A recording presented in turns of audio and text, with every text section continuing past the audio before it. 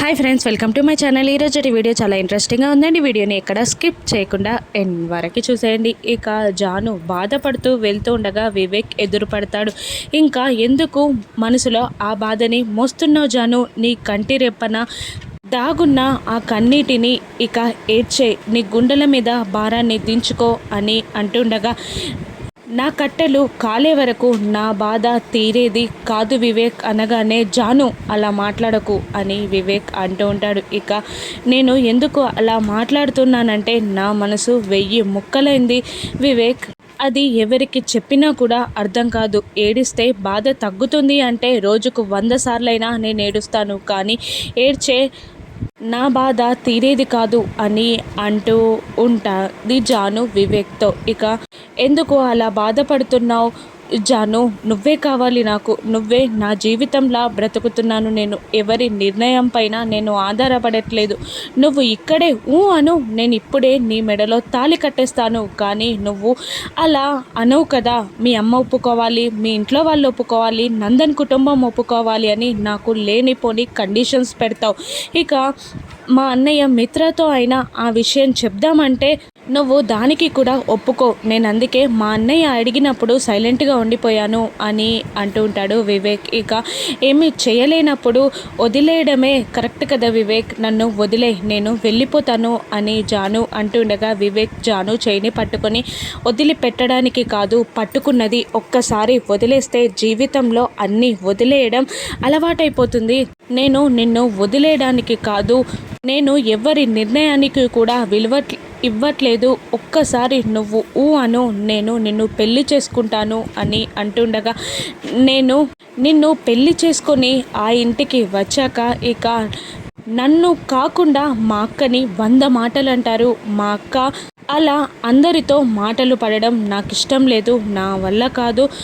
నేను చేసిన తప్పుకి మా అక్క మాటలు పడడం నా వల్ల కాదు, వినటం నా వల్ల కాదు, నన్ను వదిలే అని జాను వివేక్ని అంటూ ఉంటుంది. ఇక లక్ష్మి అప్పుడే జున్నుని స్కూల్లో డ్రాప్ చేయడానికి వెళ్తూ జాను వివేక్ల మాటలు వింటూ ఉంటుంది. ఎందుకు వివేక్ డల్గా ఉన్నాడు, జానుని ప్రాధేయపడుతున్నాడు, జాను ఎందుకు ఏదో కోల్పోయినట్టుంది అని ఆలోచిస్తూ ఉంటుంది. ఇక పక్క నుండి జున్ను, అమ్మ స్కూల్కి టైం అయిపోతుంది అనగానే, డ్రైవర్ వెళ్ళు అని అంటుంది లక్ష్మి. ఇక స్కూల్లో లక్కీ జున్ను కోసం వెయిట్ చేస్తూ ఉంటుంది. ఇక కిందికి దిగగానే ఎందుకు లేట్ అయింది అని లక్కీ అడుగుతుండగా, ఇంట్లో నుండి బయలుదేరడమే లేటుగా బయలుదేరాం, అంతేకాకుండా స్కూల్కి వచ్చే దారిలో మా అమ్మ మళ్ళీ కార్ ఆపింది అని జున్ను చెప్తూ ఉంటాడు. ఇక జాను అటువైపుగా వెళ్తూ ఉండగా లక్ష్మి అదే పనిగా జానుని చూస్తూ ఉంటుంది. ఏంటి అమ్మ,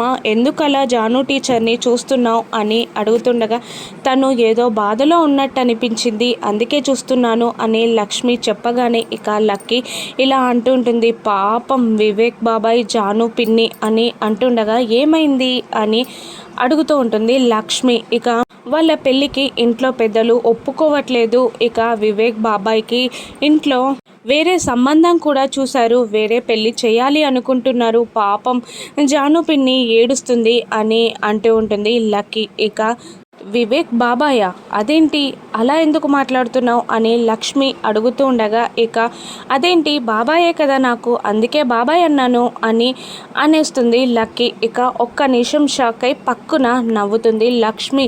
ఇక ఎందుకు అలా నవ్వుతున్నావు అమ్మా అని అడుగుతూ ఉంటాడు జున్ను. ఇక లక్కీ భలే వరుసలు కలిపేస్తుంది, నేనేమో అమ్మ, వివేక్ ఏమో బాబాయ్, ఇక జాను ఏమో పిన్ని కదా నీకు అని లక్ష్మి లక్కీని అడుగుతుండగా, అవును నిజమే అమ్మ, బాబాయ్ భార్య పిన్నే అవుతుంది కదా, వాళ్ళిద్దరికీ పెళ్ళైతే జాను నాకు పిన్నే అవుతుంది కదమ్మా అని లక్కీ అంటూ ఉంటుంది. కానీ అక్కడ నిజాన్ని లక్ష్మి గ్రహించలేక ఇక లైట్గా తీసుకొని ఆ క్యారియర్ బాక్స్ని జున్నుకి ఇచ్చి, మీరు వెళ్ళండి లేట్ అవుతుంది అని అంటూ ఉంటుంది. ఇక సరే అమ్మా అంటూ వాళ్ళు వెళ్ళిపోతారు. ఇక లక్ష్మి ఇలా అనుకుంటూ ఉంటుంది. ఈ టైంలో జానుకి తోడుగా ఉండాలి, కానీ నేను తనతో పాటు లేను, ఎలాగైనా తనతో ఒకసారి మాట్లాడాలి అని అనుకుంటూ ఉంటుంది లక్ష్మి. మరోవైపు భాస్కర్ మిత్రని కలవడానికి ఇంటికి వస్తాడు. ఇక మిత్ర సార్ లేరా అని అడుగుతూ ఉండగా అదిగో వస్తున్నాడు అని అనేలోపే మిత్ర కిందికి వస్తూ ఉంటాడు. ఇక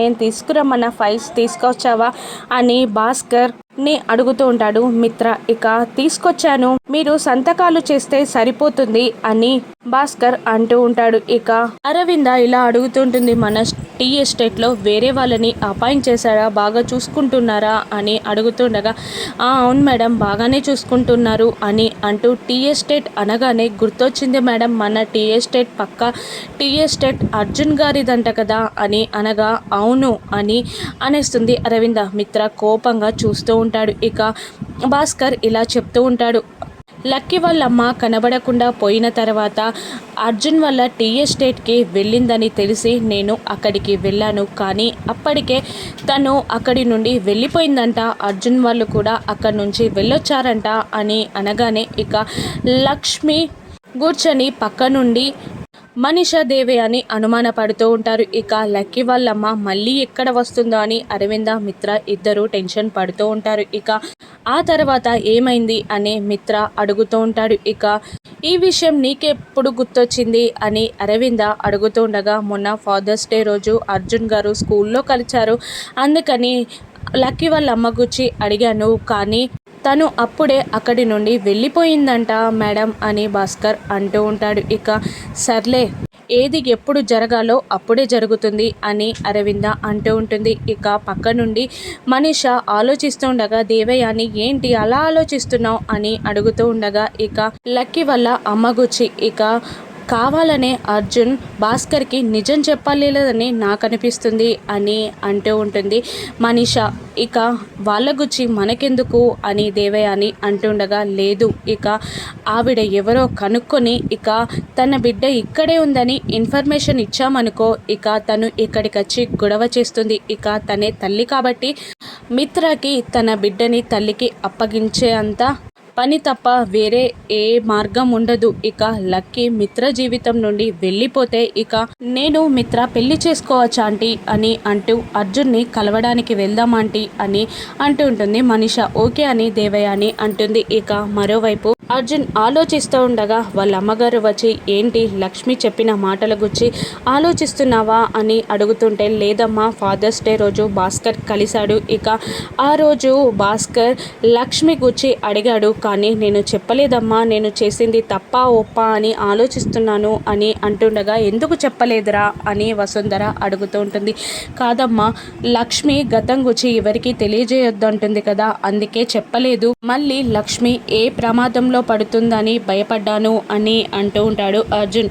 కానీ అది కరెక్ట్ కాదు నాన్న, లక్ష్మి జీవితంలో ఏం జరిగిందో, తన భర్తని తన కుటుంబాన్ని ఎందుకు వదిలేసి వచ్చిందో తెలిస్తేనే తన జీవితంలో వచ్చిన మార్పులకి కష్టాలకి సమస్యలకి మనం ఒక పరిష్కారం చూపించగలం అని వసుంధర అంటుండగా అయితే తను ఎవరో తన కుటుంబం ఏంటో నేను ఎంక్వైరీ చేస్తానమ్మా, కానీ తను తెలియకుండా చేయాలి అని అర్జున్ అంటుంటాడు. అలాగే నాన్న అని వసుంధర అంటూ ఉంటుంది. ఇక మిత్ర భాస్కర్ ఆఫీస్కి వెళ్తూ ఉండగా ఇక వివేక్ ఎదురు పడతాడు. ఇక భాస్కర్తో వేరే పని మీద వెళ్ళుమని మిత్ర వివేక్కి చెప్తుండగా నేనే పని చేయను అన్నయ్య, నాకు మూడ్ బాగలేదు అని అంటూ ఉంటాడు వివేక్. ఇక అదేంట్రా అలా మాట్లాడుతున్నావు అని అంటూ ఉంటాడు మిత్ర. ఇక భాస్కర్ని వెళ్ళిపోమన్నట్టు సైగ చేయడంతో ఏం చేయమంటావు అన్నయ్య, ప్రేమించిన అమ్మాయి దూరం అవుతుంది, ఇక తల్లిదండ్రులకి ఎదురు తిరగలేను, ఏం చేయమంటావు నన్ను అని అంటూ ఉంటాడు వివేక్ మిత్రని. ఇక ఏదైనా డిసిజన్ తొందరగా తీసుకోవాలిరా, ఇక అది కొందరికి హాని చేసినా కూడా మనం పట్టించుకోకూడదు అని అంటుండగా ఏం చేయమంటావు అన్నయ్య, నేను జానుని పెళ్లి చేసుకోవడానికి రెడీగా ఉన్నాను, కానీ తను ఒప్పుకోవట్లేదు, మీ ఇంట్లో వాళ్ళు ఒప్పుకోవాలి అంటున్నారు, నేను తనని దొంగతనంగా పెళ్లి చేసుకుంటే తన వల్ల తన అక్కని మన ఇంట్లో వాళ్ళు ఎన్ని మాటలు అంటారో అని తను బాధపడుతుందన్నయ్య అని అంటుండగా ఇక మిత్రకి లక్ష్మి వెళ్ళిపోయేటప్పుడు తన షేర్స్ అన్ని వేరే వాళ్ళ పేరు మీద రాసి తన కుటుంబాన్ని రోడ్డుకి ఇచ్చిన సంఘటన గుర్తొచ్చి ఇక నీతి నిజాయితీతో ఉన్న వాళ్ళని ఆదర్శంగా తీసుకోవాలి, కానీ అటువంటి వాళ్ళని కాదు అని మిత్ర లక్ష్మిని తిడుతూ ఉంటాడు. ఇక వివేక్ ఇలా అంటూ ఉంటాడు, ఒక అగ్గిపుల్ల దీపాన్ని వెలిగించగలదు, అడవిని తగలబెట్టగలదు, కానీ చూసే కోణం వేరు. లక్ష్మి వదినని నువ్వు చూసే కోణం వేరు, మేము చూసే కోణం వేరు అని వివేక్ అంటూ ఉండగా, ఇక అలాగే బ్రతికేయండిరా, భ్రమలో బ్రతికేయండి అని అంటూ ఉంటాడు మిత్ర. అప్పుడే అక్కడికి అరవింద వస్తూ, మంచి మనిషి వైపు నిలబడడం తప్పు కాదు మిత్ర అని అంటూ ఉంటుంది అరవింద. ఇక వివేక్ కోపంగా వెళ్ళిపోతూ ఉండగా ఇక మిత్ర ఇలా అనుకుంటుంటాడు, ఒక్కసారి వివేక్ జానుల పెళ్లి కూర్చి జానుతో మాట్లాడాలి అని జాను దగ్గరికి బయలుదేరుతాడు మిత్ర. మరోవైపు లక్ష్మి బుర్కాలో మళ్ళీ జాను దగ్గరికి వస్తుంది. ఎవరు మీరు అని జాను అడుగుతూ ఉండగా, ఇక ఒక్కసారి మా బాబుకి ట్యూషన్ చెప్పడానికి మీ దగ్గరికి వచ్చాను అని అంటూ ఉంటుంది లక్ష్మి. నేనే ట్యూషన్ చెప్పనని అప్పుడే చెప్పాను కదా అని జాను అంటుండగా, అయ్యో సారీ అండి, వేరే విషయం గురించి మాట్లాడడానికి వచ్చాను, లోపలికి రావచ్చా అని అంటుండగా జాను, అయ్యో సారీ, లోపలికి రండి అని లోపలికి తీసుకెళ్తూ ఉంటుంది లక్ష్మిని. ఇక మిత్ర కూడా జాను దగ్గరికి బయలుదేరుతాడు. ఇక జాను దగ్గర ఉన్న లక్ష్మిని మిత్ర చూసేస్తాడా? రాను ఎపిసోడ్స్లో చూద్దాం. Thank you for watching.